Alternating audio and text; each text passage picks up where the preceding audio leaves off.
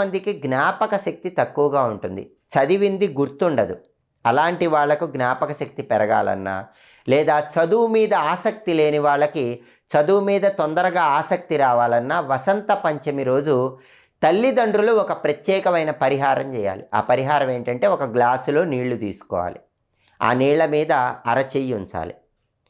గ్లాసులో నీళ్ల మీద అరచెయ్యి ఉంచి ఓం ఐం వాణ్యై స్వాహ అనే మంత్రాన్ని 21 సార్లు చదవాలి. 108 సార్లు చదివితే ఇంకా మంచిది. 108 సార్లు కుదరకపోతే 54 సార్లు చదవండి. అది కూడా కుదరకపోతే 21 సార్లు చదవండి. కానీ చదివేటప్పుడు మాత్రం గ్లాసులో నీళ్ల మీద అరచెయ్యి ఉండేలాగా చూడాలి. ఓం ఐం వాణ్యై స్వాహ ఈ మంత్రాన్ని చదివిన తర్వాత ఆ నీళ్లలోకి ఈ మంత్రశక్తి ప్రవేశిస్తుంది. అప్పుడు ఆ నీళ్లు మీ పిల్లల చేత తాగించండి.